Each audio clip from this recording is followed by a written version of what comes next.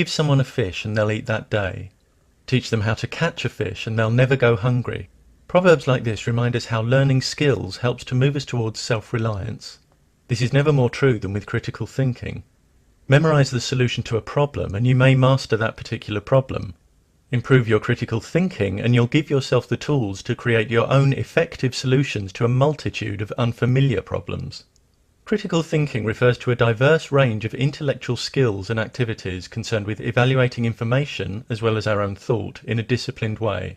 When we're willing and able to examine our own capability as thinkers, acknowledging problems and weaknesses, this can help us refine our thought processes so that we learn to think and assess information in a more comprehensive way that increases our ability to identify and reject false ideas and ideologies. Critical thinking isn't just thinking a lot. A person may spend a great deal of intellectual energy defending a flawed position or pursuing a question that actually needs reformulating before progress can begin. If they never examine possible flaws and biases behind their approach, that's not thinking critically. We must want to be better at thinking, to pinpoint and minimize any biasing influence on our thought from culture and upbringing, to seek out and be guided by knowledge and evidence that fits with reality, even if it refutes our cherished beliefs.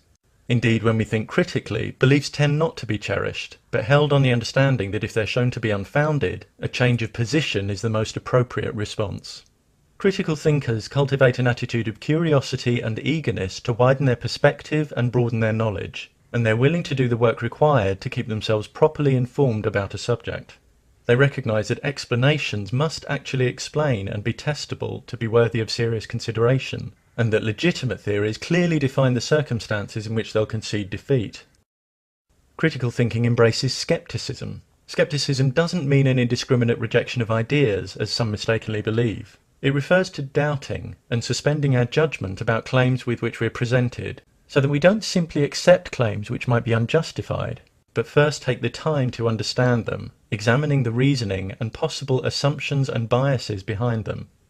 Reasoning behind factual claims should be based in sound, consistent logic, not on emotions and social pressure, because the truth value of factual claims isn't determined by the emotion that accompanies them, or the fact that they may be believed by certain social groups. Sometimes people try to persuade us that reason has no value, but that's an untenable position. Arguing against reason is cutting off the branch on which you sit, using the very thing you're dismissing in order to construct a case against it. Reason has an intrinsic role in the decisions and judgments we make as we negotiate our way through life, whether they be momentous or trivial. If a particular line of reasoning is flawed, what will increase our understanding? Dismissing the value of reason or looking honestly at the flaws?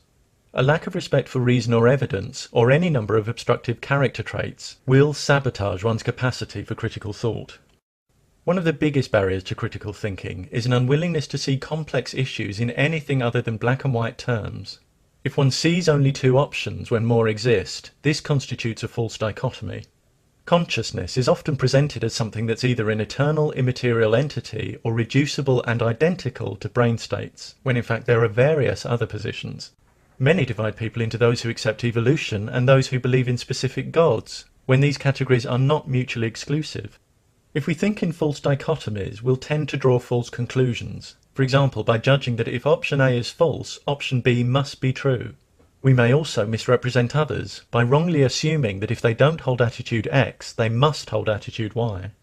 Black and white thinking often reflects an underlying reluctance or refusal to deal with the uncertainty that results from complexity and an absence of definite answers. But leaping to flawed conclusions because you can't tolerate the ambiguity of not knowing is not about truth or curiosity, but comfort.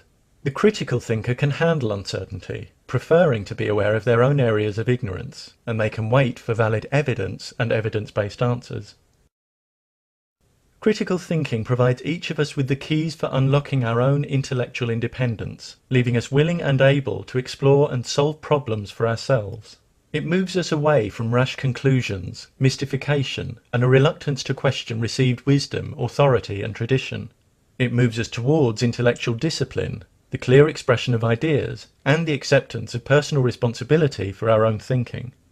Communities in which individuals are eager to acquire and apply the best knowledge and reason in all fields, and willing to acknowledge and correct flaws in their own thinking, are better equipped to create more profoundly effective solutions to the challenges we face in living and living together.